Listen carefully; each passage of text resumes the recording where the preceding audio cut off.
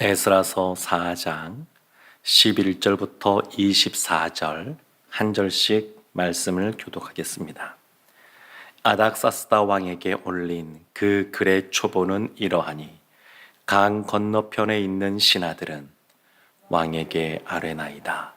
당신에게서 우리에게로 올라온 유다 사람들이 예루살렘에 이르러 이 배역하고 악한 성읍을 건축하는데 이미 그 기초를 수축하고 성곽을 건축하오니 이제 왕은 아시옵소서. 만일 이 성읍을 건축하고 그 성곽을 완공하면 저 무리가 다시는 조공과 관세와 통행세를 바치지 아니하리니 결국 왕들에게 손해가 되리이다. 우리가 이제 왕궁의 소금을 먹음으로 왕이 수치당함을 참아보지 못하여 사람을 보내어 왕에게 아뢰오니 왕은 조상들의 사기를 살펴보시면 그 사기에서 이 성읍은 패역한 성읍이라 예로부터 그 중에서 항상 반역하는 일을 행하여 왕들과 각도의 손해가 된 것을 보시고 아실지라 이 성읍이 무너짐도 이 때문이니이다. 이제 감히 왕에게 아뢰오니 이 성읍이 중건되어 성곽이 준공되면 이로 말미암아 왕의 강 건너편 영지가 없어지리이다 하였더라. 왕이 방백 르움과 서기관 심세와 사마리아에 거주하는 그들 동관들과 강 건너편 다른 땅 백성에게 조서를 내리니 일러스되 너희는 평안할지어다. 너희가 올린 글을 내 앞에서 낭독시키고 명령하여 살펴보니 과연 이 성읍이 예로부터 왕들을 거역하며 그 중에서 항상 배역하고 반역하는 일을 행하였으며 옛적에는 예루살렘을 다스리는 큰 군왕들이 있어서 강 건너편 모든 땅이 그들에게 조공과 관세와 통행세를 다 바쳤도다. 이제 너희는 명령을 전하여 그 사람들에게 공사를 그치게 하여 그 성을 건축하지 못하게 하고 내가 다시 조서 내리기를 기다리라. 너희는 삼가서 이 일에 게으르지 말라. 어찌하여 화를 더하여 왕들에게 손해가 되게 하랴 하였더라.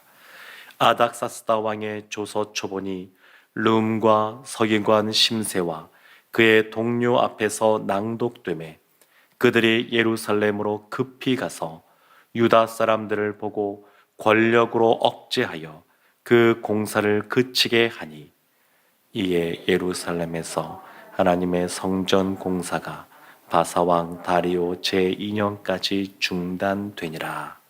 아멘. 이스라엘이 포로 생활하던 바벨론, 그 페르시아에서 돌아왔습니다.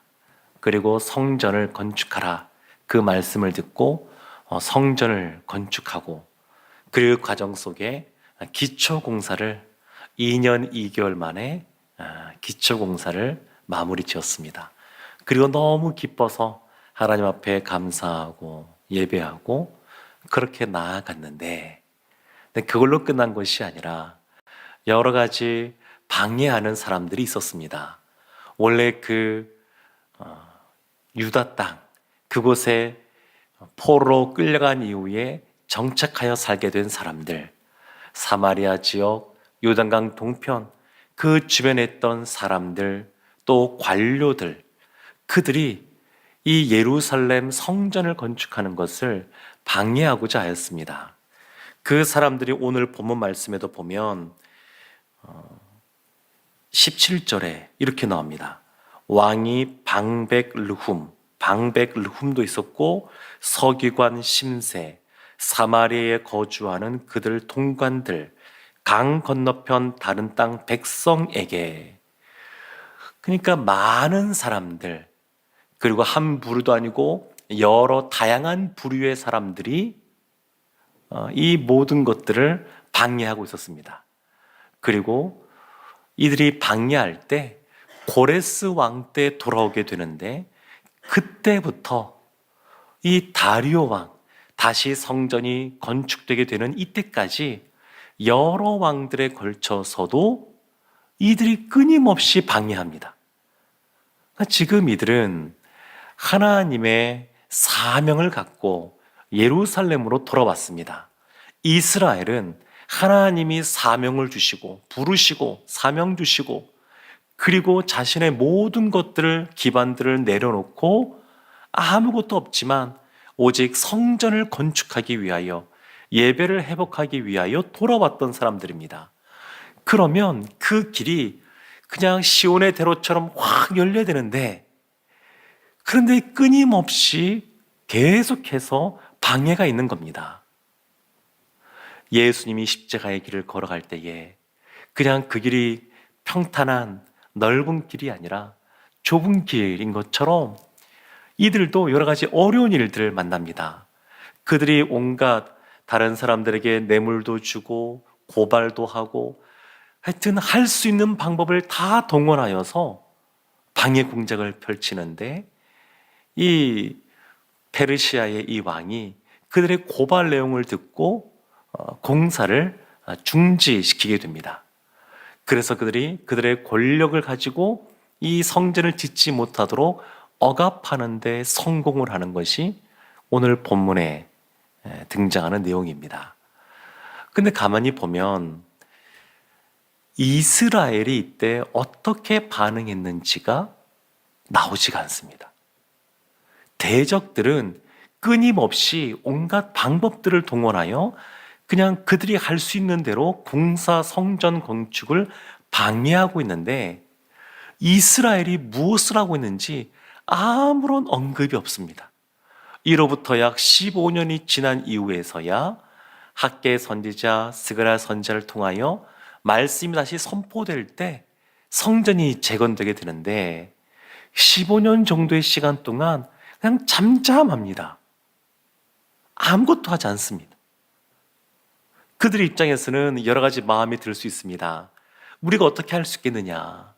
황제가 이와 같은 조서를 내렸는데, 그리고 주변에 있는 사람들이 온갖 거짓된 말들을 통하여서도 이와 같이 여러 가지 방해 공작들을 지금 펼치고 있는데, 우리가 무슨 힘이 있다고 우리가 어떻게 하겠느냐, 이렇게 변명할 수도 있었겠습니다만, 그러나 15년 뒤에도 상황은 똑같습니다.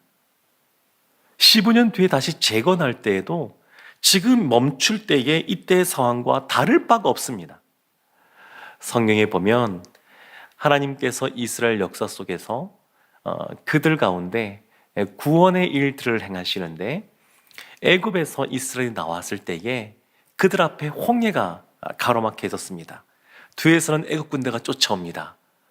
비슷합니다. 지금 이 성전 건축하는 사람들이 진퇴양난에 빠진 것처럼 앞에 홍해가 있을 때도 마찬가지였습니다. 근데 그때 모세가 이스라엘에게 했던 말이 뭐냐면, 너희는 두려워하지 말고 가만히 서서 여호와께서 오늘날 너에게 행하실 구원을 보라, 그렇게 말했습니다. 시선을 그 암담한 상황, 여러 가지 할 수 없게 하는 그 상황에 두는 것이 아니라 시선을 하나님께 두게 하였습니다. 그리고 하나님께서 놀라운 은혜를 베푸시는 것을 경험하게 됩니다. 히스기야 왕 때, 남유다의 왕 히스기야 왕 때 아수르 왕의 명령을 받아서 랍사게가 쳐들어와서 이런 말을 합니다. 너희들의 하나님이 무슨 힘이 있겠느냐. 지금까지 아수르 이 제국에 의해서 많은 나라들의 신들이 다 무너졌다. 하나님도 그와 같을 것이다. 너희들도 곧 망하게 될 거니까 빨리 항복해라. 이런 말을 랍사게가 하게 됩니다. 그때 열왕기상 19장을 보게 되면 히스기야의 반응이 나오는데, 히스기야가 백성들로 하여금 침묵하게 하고 본인은 하나님께 나아가 기도하기 시작합니다. 여호와의 전에 나갑니다. 그리고 사람을 누구에게 보내냐면 이사야 선지자에게 보내서 지금 상황이 이러니까 이것을 위해서 기도해 주십시오. 그렇게 요청합니다. 그러니까 상황이 비슷합니다. 여러 가지 힘이 있는 그러한 국가가 여러 가지 군사력을 동원해서 억압하고 있는, 누가 보더라도 남유다가 살아남을 수 없는, 그 나라를 지탱할 수 없는 그러한 상황인 것 비슷합니다. 그런데 히스기야의 반응이 뭐냐면 하나님께 나아가서 기도하는 것이었습니다. 모세가 눈을 들어 구원의 하나님을 바라본 것처럼 히스기야가 하나님께 기도하는 겁니다. 초대교회에 오순절 그 성령 강림 사건 이후에 수많은 사람들이 예수님 믿고 예루살렘 교회가 아주 든든하게 부흥의 길 가운데 들어섰습니다. 근데 그때 여러 가지 세상의 권력을 동원하여서, 종교적인 힘을 동원하여서 사람들을 핍박하기 시작하고, 스데반 집사님을 죽게 하고, 그리고 베드로도 옥에 가두고, 이런 일들이 막 벌어지게 됩니다. 근데 베드로가 옥에 갇혔을 때에 사람들이 어떻게 했냐면, 사도행전 4장에 보게 되면 한 마음으로 모여서 기도했다, 이렇게 나옵니다. 하나님께서 사명 주셨고, 하나님이 성령의 능력을 주셨고, 그래서 복음 증가하는 사역을 감당했는데 옥에 갇혀버렸습니다. 그러면 그때 그들의 반응이 뭐냐? 하나님께 기도하는 겁니다. 그러니까 이 모든 일을 시작하신 이 분이 누구냐면 하나님이십니다. 바벨론에서 포로로 잡혀갔다가 돌아오게 한 것 하나님이십니다. 예루살렘 성전을 건축하고 예배를 회복하라 말씀하시는 분이 하나님이십니다. 그러니까 어려운 일이 생겼을 때에 주저앉아 있지 말고 해야 될 것이 뭐냐면 하나님께 기도하는 겁니다. 예루살렘 공동체 가운데 내부적인 또 어려움이 생겼습니다. 여러 가지 과부들을 공개하는 일, 좋은 일이지만 그 가운데 여러 가지 다툼이 생겼습니다. 그때 그들의 해결 방식이 뭐냐면 사도들이 우리는 말씀과 기도에 전무하겠다. 그리고 이 공개할 수 있는 7 집사님을 세우자. 그렇게 말하는 것이었습니다. 그러니까 이들이 행한 것을 보게 되면 분명합니다. 본질을 분명하게 붙잡고 있었던 겁니다. 하나님께 나아가야 문제가 해결된다는 것을 알고 있었습니다.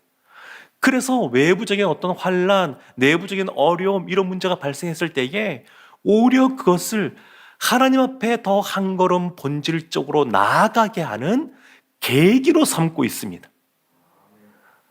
더불어 그들이 공개하는 일, 또 복음을 전파하는 일, 그들이 받은 그러한 직분, 사명, 이것을 더욱더 분명하게 감당하는 것을 보게 됩니다.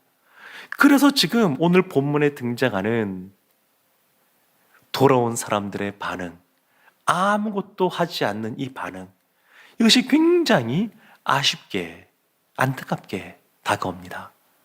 이와 같은 어려움 속에 어떻게 했어야 되느냐?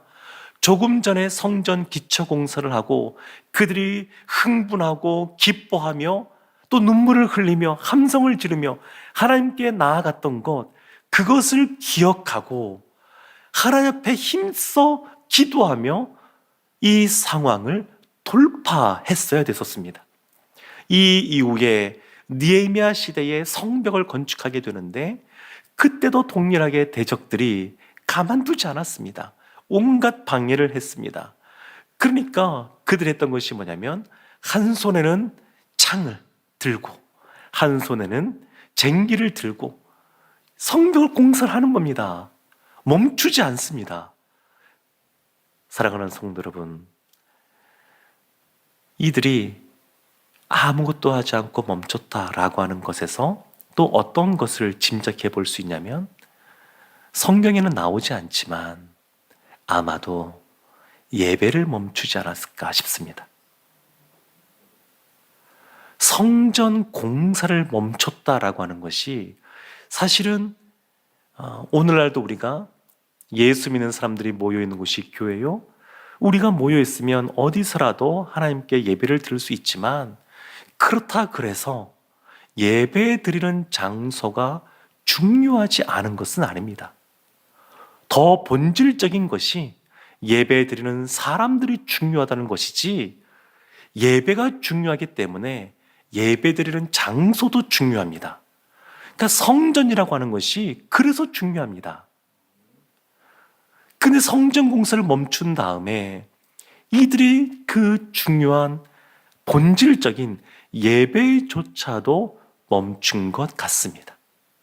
사랑하는 성도 여러분, 그래서 우리의 삶 속에 우리를 둘러싸고 있는 여러 가지 어려운 환경들 속에서 우리가 그때의 우리의 시선을 하나님께 두고 이전보다 더 열심히 기도하며 상황을 돌파해야 될 줄로 믿습니다.